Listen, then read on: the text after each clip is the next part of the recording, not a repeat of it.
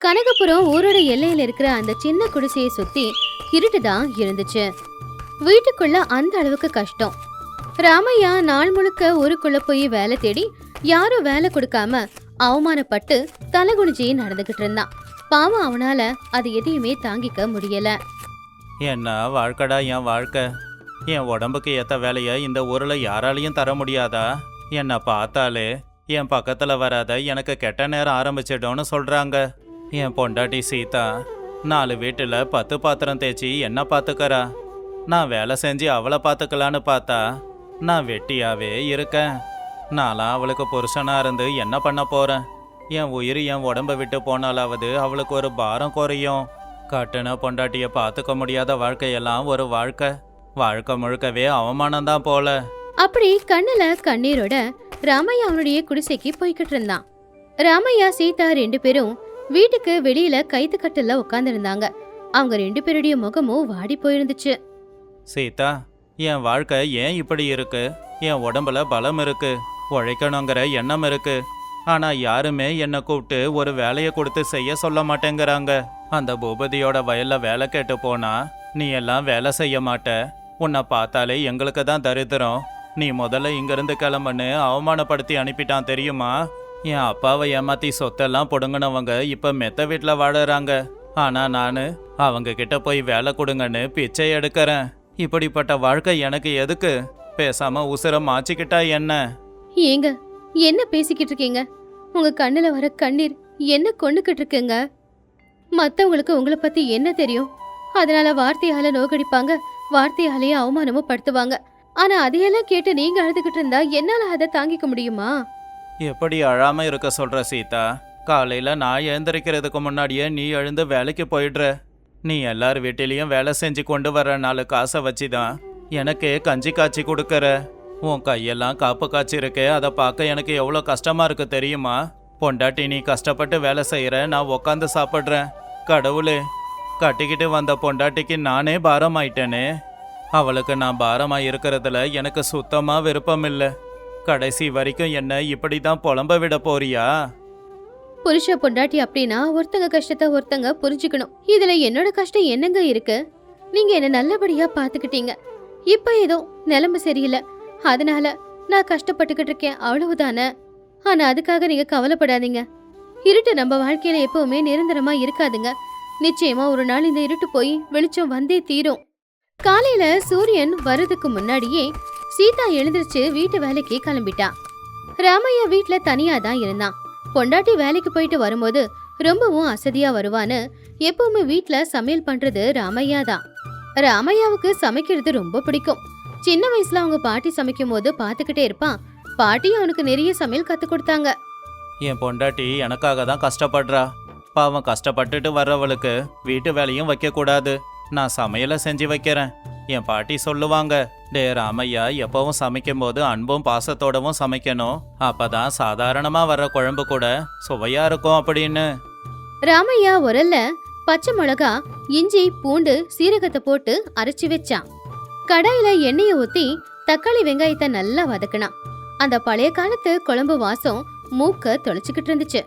இந்த கீரை குழம்புக்கு 2 காஞ்ச மிளகாவும் 4 பல்லு பூண்டையும் போட்டு செஞ்சா சீதாவுக்கு ரொம்ப பிடிக்கும். அவ வயிறார சாப்பிட்டா என் மனசு நிறையும். மதிய நேரம் சீதா ரொம்பவும் அசதியா வீட்டுக்கு வந்தா. ராமையா வாழை இலையில சாப்பாடு அவன் செஞ்ச குழம்பு 2த்தையும் ஊத்துனான். அத ஒரு வாய் கலந்து சாப்பிட்டு பார்த்த சீதா ரொம்பவுமே ஆச்சரியப்பட்டா.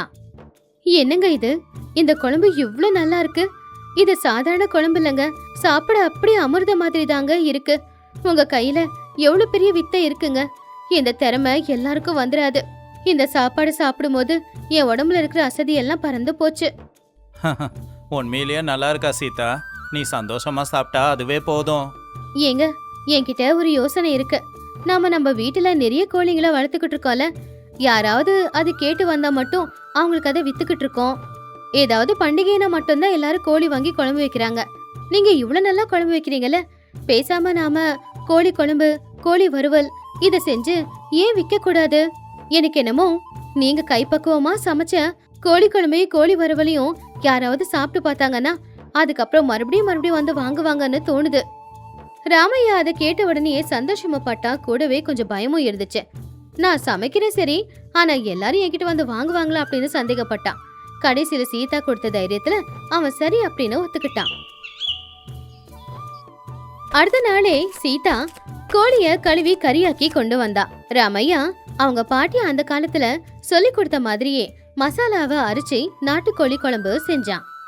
சின்ன தள்ளு வண்டியில பானையில ஒரு பானையில கோழி குழம்பும் இன்னொரு பானையில கோழி வறுவலையும் வச்சுக்கிட்டு புருஷன் பொண்டாட்டி தள்ளிக்கிட்டு அந்த ஊர்ல இருக்கிற ஆத்தங்கரையோரமா வந்தாங்க. அதே ஊர்ல தான் பெரிய மீன் வியாபாரி பூபதியும் உக்காந்துக்கிட்டு இருந்தான். அவன் ரொம்ப திமிரு பிடிச்சவன். ஏன்னா பட்டணத்துல இருக்கிற எல்லாருக்கும் மீன் விக்கிறது அவன்தான். ராமையா சீதா 2 பேரும் வியாபாரம் செய்யறத பார்த்து அவன் கிண்டலா, என்னடா ராமையா, எங்கேயும் வேலை கிடைக்கலன்னு இப்ப கோழி குழம்பு வியாபாரம் ஆரம்பிச்சிட்டியா? இது ஆத்தங்கரடா. இங்க வர்றவங்க மீன் வாங்கி குழம்பு வச்சு சாப்பிட ஆசைப்படுவாங்க. இங்க போய் கோழிக்கறி குழம்ப யாருன்னா வாங்குவாங்களா? அதுலயும் உன் முகத்தை பார்த்தா ஐயோ அம்மானு ஓடி போயிடுவாங்க. அப்படி சொல்லாதீங்க ஐயா. ஏதோ ஏழைங்க வயிற்று பழப்புக்காக வியாபாரம் ஆரம்பிச்சிருக்கோம். உங்க பழப்ப நாங்க கெடுக்க மாட்டோங்க ஐயா.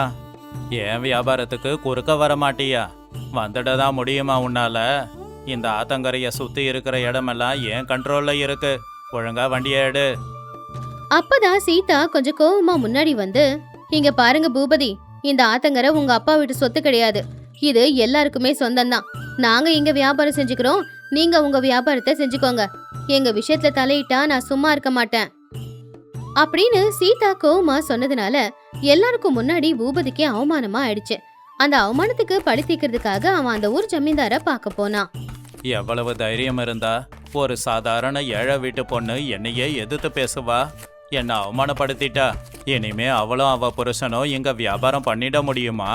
இப்பவே அவங்க பானையெல்லாம் கீழே போட்டு உடைக்கிறேன் பாரு. பூபதி வேக வேகமா ஜமீன்தாரோட வீட்டுக்கு போய் இல்லாததும் பொல்லாததும் அவர்கிட்ட சொன்னான். உடனே ஜமீன்தார் பூபதி அப்புறம் அவருடைய வேலையாட்களோட சேர்ந்து ஆத்தங்கரைக்கு வந்தாரு. ஜமீன்தார பார்த்ததும் ராமையா கொஞ்சம் பயந்து போயிட்டான். பாத்தீங்களா ஐயா, இந்த ராமையா மீன் கடைக்கு பக்கத்திலேயே கோழி குழம்பு கடை வச்சிருக்கான். என் வியாபாரம் எப்படி நடக்கும்? முதல்ல அவனை விரட்டியாடிங்க. ஏன் பூபதி, இந்த ஆத்தங்கரை என்ன உங்க அப்பா வீட்டு சொத்தா? நீ வியாபாரம் செய்யற மாதிரி தான் அவனும் அவன் பொண்டாட்டியோட இங்க வியாபாரம் செய்யறதுக்கு வந்திருக்கான். அவனுக்கும் உனக்கும் நடுவுல என்ன பிரச்சனை? அவன் என்ன மீனா விற்கிறான்? கோழி குழம்பு தானே விற்கிறான். ஐயா இல்லங்க ஐயா, அவன் வாய மூடு பூபதி. உனக்கு அவ்வளவு திமிராயிடுச்சா? ஏழைங்களோட வயித்துல அடிக்கிற அளவுக்கு வந்துட்டியா? ராமையா, இனிமே நீ இங்க வியாபாரம் செஞ்சுக்கோ. யாராவது தொந்தரவு பண்ணா என்கிட்ட வந்து சொல்லு.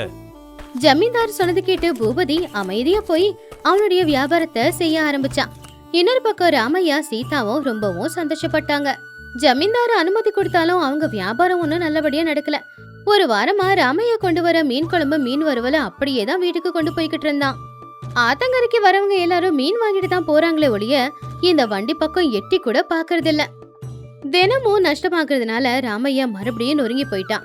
இப்படியே நாட்களும் போச்சு. ஒரு நாள் ராத்திரி நேரம் யாருமே வந்து குழம்பு வாங்கலங்கிறதுனால ராமையா வருத்தத்தோட குழம்பை எல்லாம் எடுத்துக்கிட்டு வீட்டுக்கு திரும்ப வந்துகிட்டு இருந்தான். பாவம் அவனுடைய முகம் வாடி போயிருந்துச்சு. கடவுளே, நான் என்ன தப்பு பண்ணேன்னு எனக்கு இப்ப தண்டனைய கொடுத்துக்கிட்டு இருக்க? ஒரு வாரமா இந்த பானையில இருக்கிற குழம்ப நான் வீட்டுக்கு கொண்டு போறேன். எனக்கு கஷ்டம் கொடுத்தா பரவாயில்ல. என் பொண்டாட்டி இதுக்காக எவ்வளோ கஷ்டப்பட்டிருக்கா. அவளுக்கும் சேர்த்து ஏன்பா கஷ்டம் கொடுக்கற? என்னோட கெட்ட நேரம் என்னதான் பிடிச்சி ஆட்டுதுன்னு பார்த்தா பாவம் என் பொண்டாட்டிக்கும் கஷ்டத்தை கொடுக்குது போல. காலையில சிரிச்சுக்கிட்டே வழி அனுப்பின என் பொண்டாட்டி கிட்ட இந்த பானைய கொண்டு போய் காட்டினா அவ மனசு எவ்வளவு கஷ்டப்படும். வீட்டுக்கு போனதும் சீதா ராமையாவோட கண்ணீரை தொடச்சா. அழாதீங்க, வெற்றிங்கிறது சீக்கிரமா கிடைக்காது. சரி, நாளைக்கு ஒரு நாள் பார்க்கலாமா அப்படின்னு சொல்லி சமாதானப்படுத்தினான். இது இப்படி இருக்கும்போது மீன் விக்கிற பூபதிக்கு ஒரு பலவீனம் இருந்துச்சு. அவன் ஊர்ல எல்லாரையுமே பயமுடுத்துவான். ஆனா கட்டுன பொண்டாட்டி அப்படின்னா அவன் பயந்து போய் நடுங்குவான். அவனுடைய பொண்டாட்டி காந்தம்மாவுக்கு தினமும் ராத்திரி சாப்பிடும் போது நல்ல முறுமுறுன்னு இருக்கிற மீன் வறுவலோ இல்ல ஏதாவது கறி வறுவலோ இருந்தேதான் ஆகணும். அதனால தினமும் பூபதி ஆத்தங்கரையோரமா மீன் வறுத்து விக்கிற ஒரு தாத்தா கிட்ட தினமும் மீன் வறுவலை வாங்கிட்டு போயிடுவான். ஆனா அவன் கெட்ட நேரம் இன்னைக்கு தாத்தா கடைய போடவே இல்ல. அட கடவுளே, இந்த மீன் வறுக்கிற கிழவன் இன்னைக்கு வரவே இல்லையே. இப்ப வெறும் கையை வீசிக்கிட்டு வீட்டுக்கு போனா என் பொண்டாட்டி என்ன உண்டு இல்லைன்னு ஆக்கிடுவா. எனக்கு ஆத்துல வலைய போட்டு மீன் பிடிச்சி அதை விற்க தெரியும், ஆனா அதை வறுக்க தெரியாது. இப்ப நான் யாருக்கிட்ட என்னத்தை வாங்கிக்கிட்டு வீட்டுக்கு போவேன்? பூபதி என்ன பண்றதுன்னு யோசிக்கும் போது அவனுடைய பார்வை ராமையாவோட வண்டி மேல போச்சு. அங்க சுட சுட கோழி வறுவல் தயாரா இருந்துச்சு. அப்போ பூபதி அவன் மனசுக்குள்ள, பேசாம இவங்கிட்டயே அந்த கோழி வறுவலை வாங்கிட்டு போலாமா? வேண்டாம் வேண்டாம், ஜமீன்தார்கிட்ட சொல்லி இவன் வியாபாரத்தையே கெடுக்க பார்த்தோம். இப்ப இவங்கிட்ட போய் நின்னா அதை விட அசிங்கம் எதுவுமே கிடையாது. ஆனா கைய வீசிக்கிட்டு போனா என் பொண்டாட்டி என்ன உண்டு இல்லைன்னு ஆக்கிடுவாளு. வேற வழி இல்ல, போய் வாங்குவோம். அப்படின்னு வேற வழி இல்லாம அவன் ராமையாவோட வண்டி கிட்ட போனான். அவனை பார்த்து ராமையா சீதா 2 பேருமே ஆச்சரியப்பட்டாங்க. என்ன ராமையா, வியாபாரம்லாம் முடிஞ்சிடுச்சா? எதனா மிச்சம் இருக்கா? என்ன பூபதி, எங்க வியாபாரத்தை கெடுக்கணும்னு தானே ஜமீன்தார் கிட்ட போய் புகார் கொடுத்தவ நீ? இப்போ எங்க வியாபாரம் நடக்கும்போது உனக்கு என்ன வேலை இங்க? உன்ன மாதிரி ஆளுக்கெல்லாம் நாங்க எதுவும் விக்கிறதாவும் இல்ல அப்படின்னு சீதா கோவப்படும் போது ராமையா அவனுடைய கோவத்தை குறைச்சி வந்தவங்கள அப்படி பேசக்கூடாதுன்னு சொன்னான். ஏன்னா ராமையாவுக்கு பூபதியோட நிலைமை நல்லாவே தெரிஞ்சிருந்ததுனால. என்னங்க ஐயா, நீங்க எவ்வளோ பெரிய மனுஷன். பட்டணத்துக்கு நீங்க மீனெல்லாம் ஏற்றுமதி பண்ணி வியாபாரம் பண்ணிக்கிட்டு இருக்கீங்க. ஏழைங்க சாப்பிட்ற இந்த கோழிக்கறி குழம்பெல்லாம் நீங்க சாப்பிடுவீங்களா? எனக்கு தெரிஞ்சு நீங்க மீன் கறி தான் சாப்பிடுவீங்க. ராமையா, பழசெல்லாம் மனசுல வச்சுக்காத. இப்ப என் நிலைமை சரியில்லை, நீ தான் இதை புரிஞ்சுக்கணும். என் வீட்டுக்காரி மீன் வறுவல் வாங்கிட்டு வாங்கன்னு அனுப்புனா. ஆனா மீன் வறுக்கிற தாத்தா இன்னைக்கு இல்லை.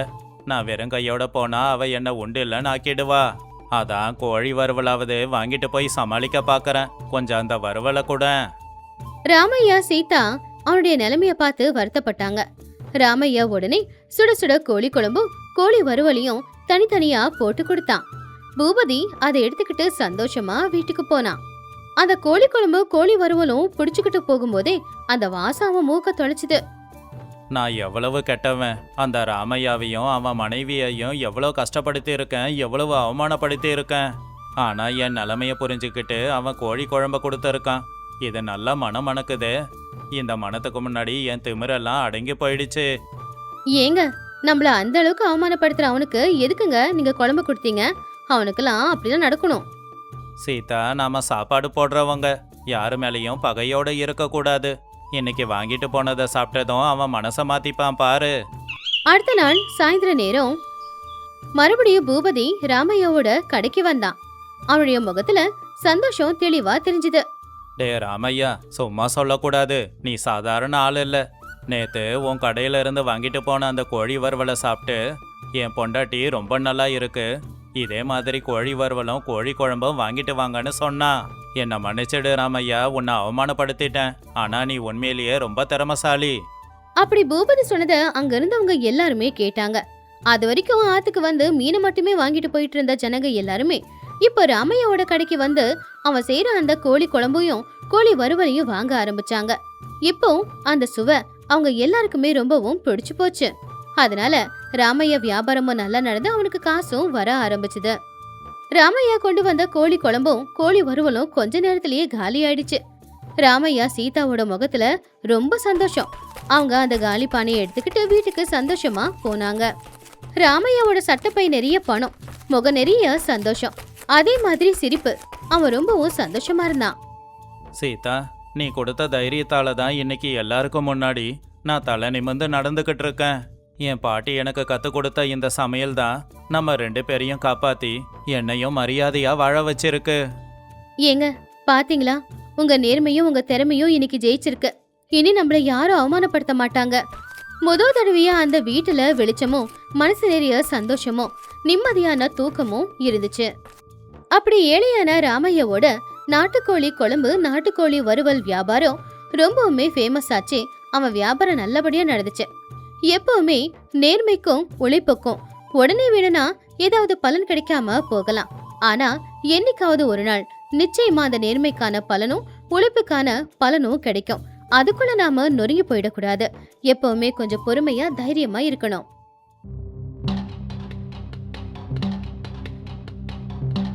அது ராமபுரம் அப்படிங்கிற கிராமம். ராத்திரி 10 மணி இருக்கும். வெளியில பயங்கரமான மழை, இடி மின்னல் சத்தத்தோட அந்த மழை பார்க்கறதுக்கு ரொம்பவும் பயங்கரமா இருந்துச்சு. ராமையா சீதாவோட சின்ன குடிசையில சின்னதா மண்ணெண்ணெய் விளக்கு எரிஞ்சுக்கிட்டு இருந்துச்சு. வீட்டோட கூரை எதுவும் சரியில்லை அப்படிங்கறதுனால பெய்ற மழை தண்ணி எல்லாம் வீட்டுக்குள்ள சொட்டு சொட்டா சொட்டி இப்ப வீடே குளம் மாதிரி தான் இருந்துச்சு. பாவம் ராமையா சீதா 2 பேரும் அந்த தண்ணியிலேயே உட்காந்துக்கிட்டு ரொம்பவும் வருத்தப்பட்டுக்கிட்டு இருந்தாங்க. ஏன் கடவுளே எனக்கு இந்த நிலைமை? நான் கஷ்டப்பட்டு மண்ணை நம்பி பொழைக்கிறவன் தானே. என் பொண்டாட்டியை நல்லபடியா வச்சு பார்த்துக்க கூட முடியாத நிலைமையில இருக்கனே. காலையில இருந்து இந்த மழை கொட்டு கொட்டுன்னு கொட்டிக்கிட்டு இருக்கு. எங்க இந்த மழையில என் சின்ன குடிசை இடிஞ்சு விழுந்துடுமோன்னு பயமா இருக்கு. பாவம் என் பொண்டாட்டி பயந்து போய் ஒரு மூலையில ஒடுங்கி இருக்கிறத பார்க்கும்போது ஒரு புருஷனா நான் அந்த இடத்துலயே தோத்து போயிட்டேன். இந்த கேவலமான வாழ்க்கை எனக்கு எதுக்கு? இந்த கையாலாகாதவனை இன்னும் எதுக்கு உசுரோட விட்டு இருக்க? ஏங்க எதுக்காக சின்ன பையன் மாதிரி அழுதுகிட்டு இருக்கீங்க? நீங்க அழுதிங்கன்னா என்னால தாங்க முடியாது. இந்த குடிசையில மழை தண்ணி வந்தாலும் சரிங்க, நீங்க என் மேல வச்சிருக்கிற பாசத்துக்கு முன்னாடி இந்த கஷ்டம்லாம் ஒரு கஷ்டமே இல்ல. நீங்க என்ன ராணி மாதிரி தான் பாத்துக்கிறீங்க. நமக்கு கஷ்டமா இருந்தாலும் கூட நம்ம யார்கிட்டயும் எதுக்காகவும் கை நீட்டுறது இல்லை இல்லையா? அதை விட பெருமை வேற என்ன இருக்கு சொல்லுங்க? தயவு செஞ்சு கண்ணீரை தொடங்க. நேத்து பக்கத்து வீட்டு பாட்டி கொடுத்த கொஞ்சோன்னு நொய்ய வச்சு நான் கஞ்சி காய்ச்சிருக்கேன். 2 பேரும் குடிக்கலாம், கொஞ்சம் உசுறு வரட்டும். ராமையா சரி அப்படின்னு அந்த கஞ்சியை வாங்கி குடிக்கிறதுக்கு முன்னாடியே யாரோ அவங்க வீட்டு கதவை தட்டுற சத்தம் கேட்டுச்சு. இந்த நடுராத்திரியில அந்த காத்து மழையில அவங்க வீட்டுக்கு வந்திருக்கிறது யாருன்னு சொல்லி பார்க்க கதவை திறந்து பார்த்தா அது வேற யாரும் இல்ல, ராமையாவோட கூட பிறந்த அண்ணனான ரங்கையா. கூடவே அவனுடைய அண்ணியும் வந்திருந்தாங்க. ராமையா அவங்க அண்ணனையும் அண்ணியும் பார்த்து சந்தோஷப்பட்டான். அடடே அண்ணன், என்னங்க அண்ணன் திடீர்னு வந்திருக்கீங்க? அண்ணி எப்படி இருக்கீங்க? இந்த மழையில நீங்க திடீர்னு என் வீட்டுக்கு வருவீங்கன்னு நான் எதிர்பார்க்கவே இல்லை. உங்களை பார்த்து எவ்வளோ நாள் ஆச்சு. ஐயோ இப்படி நனைஞ்சு போயிட்டீங்களே. என்ன செய்யறது ராமையா, என் வீட்டுக்கு போற வழியில சேத்துல விழுந்துட்டேன். என்னோட பட்டு வேட்டி முழுக்கவே சேராயிடுச்சு. அதனால வேற வழி இல்லாம இந்த தரித்திரம் பிடிச்ச வீட்டுக்கு வந்திருக்கேன். இதை வீடுன்னு கூட யாருன்னா சொல்லுவாங்களா? பார்க்கறதுக்கு பண்ணிங்க தங்குற கூட மாதிரி இருக்கு. அந்த பேச்சு ராமையாவை ரொம்பவும் கஷ்டப்படுத்துச்சு. தான் அண்ணன் எப்பவுமே இப்படி பேசுனதே இல்லையே அப்படின்னு யோசிச்சுக்கிட்டு இருந்தான். அப்பதான் அவங்க 2 பேரும் வீட்டுக்குள்ள வரும்போது கூரையில இருந்து தண்ணி சொட்டி வீடே குளமா மாறி இருக்கிறத பார்த்து சாந்தம்மா ரொம்பவே கோவமா, ஐயோ என்ன ராமையா இதுதான் உன்னோட வீடா? வீட்டுக்கு வெளியில தான் மழை பெய்யுதுன்னு பார்த்தா வீட்டுக்குள்ளேயும் மழை பெய்யுது. உங்க அண்ணன் கிட்ட எவ்வளவு சொன்னாலும் கேட்கல. பட்டணத்துல இருக்கிற பெரிய பங்களா வீடை விட்டுட்டு இப்படி தம்பியோட வீட்டுக்கு வரணும்னு எதுக்குதான் அடம் பிடிச்சாரோ? என் பட்டு புடவையெல்லாம் வீணா போச்சு. என்ன சீதா வேடிக்கை பாக்குற? போ, என் தலையை தோட்ட பட்டு துணியை கொண்டு வந்து கொடு. இந்த ஏழையோட வீட்டுல பட்டு துணிக்கு எங்கக்கா போறது? என்கிட்ட துண்டு இருக்கு, அதை வச்சு தொடச்சுக்கோங்க. உங்க வண்டி நின்னு போச்சுன்னு கவலைப்படாதீங்க. நாளைக்கு ஊர்க்காரங்களை வச்சு அந்த வண்டியை நாம சரி பண்ணிடலாம். 2 பேரும் முதல்ல உள்ள வாங்க. குளிரா இருக்குல்ல, சூடா கஞ்சியை குடிக்கிறேன், 2 பேரும் குடிங்க. கஞ்சியா? அந்த கஞ்சி யாருக்கு வேணும்? நாங்க பட்டணத்துல தினமும் விருந்து சாப்பாடு சாப்பிடுறவங்க. கஞ்சி எங்களுக்கு கொண்டு வந்து கொடுக்குற? அத நீயும் புருஷனும் குடிங்க. சொந்தக்காரங்க வீட்டுக்கு வந்தா சாப்பாடு சமைச்சு கூட போட முடியாத ஒரு வாழ்க்கையெல்லாம் வாழ்க்கை. எங்க வீட்டுக்கு வந்து பாருங்க, அப்ப தெரியும். வெள்ளி தட்டுல உங்களுக்கு சாப்பாடு போடுவோம். மரியாதைனா என்னன்னு எங்க கிட்ட கத்துக்கோங்க. ஏராமையா, கல்யாணமாகி 5 வருஷம் ஆச்சு. இன்னுமா இந்த சின்ன குடிசையில வாழ்ந்துகிட்டு இருக்க? நான் பட்டணத்துல மெத்த வீடு கட்டிட்டேன். நீ ரொம்ப கஷ்டத்துல இருந்தா என்கிட்ட சொல்லி இருக்கலாமே. உனக்கு ஒரு வேலையை போட்டு கொடுத்து மாசம் 10 ரூபாய் சம்பளம் கொடுத்துருப்பேன். பாவம், உன்னை கட்டிக்கிட்ட பாவத்துக்கு சீதா ரொம்ப கஷ்டப்படுறா. அவளுக்குன்னு ஒரு புடவை கூட உன்னால வாங்கி தர முடியாதா? அந்த வார்த்தை பாவம் ராமையாவை ரொம்பவும் தாக்குச்சு. வீட்டுக்கு வந்தா அண்ணன் அன்னைக்கு ஒரு வாய் சாப்பாடு போட முடியாத நிலைமையில இருக்கேனேன்னு அவன் நினைச்சு வருத்தப்பட்டான். புருஷன் கவலைப்படுறத பார்த்து சீதா தான் மூத்தார பார்த்து, மாமா உங்ககிட்ட சொத்து பத்து நிறைய இருக்கலாம், ஆனா அதுக்காக ஏன் புருஷனை நீங்க இப்படி சொல்லக்கூடாது. அவரு நேர்மையானவரு, கஷ்டப்பட்டு உழைக்கிறவரு. ஏதோ எங்க நேரம் சரியில்லைங்கிறதுனாலதான் நாங்க இந்த நிலைமையில இருக்கோம். வீட்டுக்கு வந்த சொந்த அண்ணனுக்கு சாப்பாடு போட முடியலன்ற கஷ்டம் அவர் முகத்துல உங்களுக்கு தெரியலையா? உங்களுக்கு இந்த கஞ்சியை குடிக்க விருப்பம் இல்லைன்னா ஒரு 10 நிமிஷம் இருங்க. பக்கத்து வீட்டுக்காரங்க கிட்ட போய் பால் வாங்கிட்டு வந்து உங்களுக்கு சூடா டீயாவது போட்டு தரேன். ஆமாண்ண, உங்களை என் வீட்டுக்கு வர வச்சதுக்கும் உங்களை இந்த அளவுக்கு கஷ்டப்படுத்தினதுக்கும் என்னை மன்னிச்சிடுங்க. கொஞ்ச நேரம் உட்காருங்க, நான் போய் பால் வாங்கிட்டு வரேன், காஃபி குடிச்சிட்டு போங்க. சீதா ஒரு கையில ஒரு சின்ன கொடையையும் இன்னொரு கையில ஒரு பாத்திரத்தையும் எடுத்துக்கிட்டு அந்த சேத்துல பக்கத்து வீட்டு முத்தோட வீட்டுக்கு நடந்து போனாங்க. அவங்க அப்படி போனதும் குடிசையில ரங்கையா காந்தம்மா 2 பேரும் அவங்க நடிப்ப நிப்பாட்டிட்டாங்க. காந்தம்மா தான் புருஷனை பார்த்து கண்ணுல கண்ணீரோட பயங்கரமா அழ ஆரம்பிச்சிட்டாங்க. என்னால முடியலங்க, உங்க தம்பிய என் கண்ணுக்கு முன்னாடி நீங்க இப்படியெல்லாம் பேசுறத என்னால கேட்கவே முடிய மாட்டேங்குது. அவங்க வறுமைய பார்த்தா எனக்கு ரொம்ப கவலையா இருக்குங்க. பாவம் அந்த சீதா எவ்வளவு நல்ல பொண்ணுங்க. நாம என்ன சொன்னாலும் அவ வருத்தப்படாம நமக்காக இப்ப இந்த மழையில நினைச்சுக்கிட்டு வெளியில போயிருக்கா. எதுக்காக இந்த நாடகம்? ஏன் நாம அவங்கள கஷ்டப்படுத்துறோம்? அழாத காந்தம்மா, அந்த வார்த்தையை சொல்லும்போது எனக்கும் தான் ரொம்ப கஷ்டமா இருந்துச்சு. ஆனாலும் அவங்க மனசு மாறுதா இல்லையான்னு பார்க்கதானே அப்படி சொன்னோம். வறுமையில வாடும்போது யாரும் தன்மானத்தோட இருக்க மாட்டாங்க. இவங்களும் அப்படிதான் இருப்பாங்கன்னு நினைச்சேன். ஆனா என் தம்பியும் தம்பி பொண்டாட்டியும் தன்மானத்தோட இருக்காங்க. இவ்வளோ கஷ்டத்துலயும் வந்த நமக்கு கஞ்சி கொடுக்க அந்த பொண்ணு சீதா எவ்வளோ கஷ்டப்படுறா. ஆமாங்க, இவங்களுக்கு உதவி செய்யறதுக்காக தானே நம்ம பட்டணத்துல இருந்தே வந்தோம். வண்டி கெட்டு போச்சுன்னு சொன்னது எல்லாமே பொய் தானே. நாம இவங்களுக்காக ஊர் மத்தியில அந்த 2 மாடி மெத்த வீடு வாங்கியிருக்கிறதையும் அவங்களுக்காக கொண்டு வந்திருக்கிற பணத்தையும் எப்ப கொடுக்க போறோம்? அவங்கள நாம எப்ப சந்தோஷப்படுத்த போறோம்? இன்னைக்கே கொடுக்கலாம். நான் தான் வீட்டோட பத்திரத்தையும் கொண்டு வந்திருக்கேன்னு. அப்படியே அந்த விவசாய நிலத்தோட பத்திரத்தையும் கொண்டு வந்திருக்கேன். என் சொத்துல பாதி சொத்து என் தம்பிக்கு தான் சொந்தம். சரி சரி, கண்ணை தொடச்சிக்கோ, அவங்க வந்துடுவாங்க. 10 நிமிஷத்துல சீதா ராமையா 2 பேரும் பால் கிண்ணத்தோட வந்தாங்க. அவங்களுக்கு பின்னாடியே அவங்க பக்கத்து வீட்டுல இருக்கிற முத்தும் அந்த ஊர் கோவில் பூசாரியும் அங்க வந்தாங்க. சீதாமா முத்து கிட்ட போய் இந்த விஷயத்த சொன்னதுனால முத்து கோவப்பட்டு பூசாரி கிட்ட சொல்லி பூசாரியையும் கூட்டிக்கிட்டு வந்தா. என்ன ரங்கையா, பட்டணத்துல உங்களுக்கு பெரிய வீடு இருக்குன்னா அவ்வளவு திமிரா உங்களுக்கு? எங்க ஊரு ராமையாவையும் சீதாவையும் நீங்க மட்டமா பேசுறதுக்கு நாங்க விடணுமா? அவங்க எங்க ஊரை சேர்ந்த முத்துமணிங்க. அவங்கள நீங்க இப்படியெல்லாம் பேச நாங்க விட முடியாது. ஆமா ரங்கையா, ராமையா ரொம்ப நல்லவன். அவனை மதிக்கிறதுக்கு ஊர்ல நாங்கெல்லாம் இருக்கோம். ஏதோ கூட பிறந்த அண்ணன் வந்திருக்கேன்னு பார்த்தா, ஆனா நீ அவனையே திட்டுற. பாவம், இந்த கஷ்டத்துலயும் அவன் நேர்மைய இழந்ததே இல்ல. அப்படிப்பட்ட நல்ல மனுஷங்க அவங்க. ஐயோ பூசாரி ஐயா, அப்படியெல்லாம் சொல்லாதீங்க. அவரு என் கூட பிறந்த அண்ணன், என்னை திட்ட எல்லா உரிமையும் இருக்கு. ஆமாக்கா, அவங்க பட்டணத்தை சேர்ந்தவங்க. இந்த குடிசையில எப்படி இருப்பாங்க? அதனால அந்த மாதிரி 2 வார்த்தையை சொல்லிருக்கலாம். தயவு செஞ்சு அவங்கள எதுவும் சொல்லாதீங்க. அக்கா, நீங்க உட்காருங்க, நான் டீ போட்டு கொண்டு வரேன். ராமையா சீதாவோட அன்பு, அவங்கள விட்டு கொடுக்காத அந்த குணம், அத பார்த்து ரங்கையாவுக்கும் காந்தம்மாவுக்கும் ரொம்ப சந்தோஷமா இருந்துச்சு. ரங்கையா முன்னாடி வந்து தான் தம்பிய கட்டி பிடிச்சுக்கிட்டு அவன் தலைய தடவி விட்டாரு. இத பார்த்தவங்க எல்லாருமே ரொம்பவும் ஆச்சரியப்பட்டாங்க. என்னை மன்னிச்சிடு ராமையா, என்னை மன்னிச்சிடு சீதா. நான் உங்களை நாடகமாடி ரொம்ப கஷ்டப்படுத்திட்டேன். பட்டணத்துல லட்சக்கணக்கில் சம்பாதிக்கிற என்கிட்டையும் கெட்ட குணம் இருக்கும் போல. ஆனா கஷ்டத்துல இருக்கும்போது கூட உங்க மனசு ரொம்ப நல்ல மனசு. நாங்க உங்களை எவ்வளோ கஷ்டப்படுத்தினாலும் வெளியாளுங்க முன்னாடி எங்களை நீங்க விட்டு கொடுக்கல.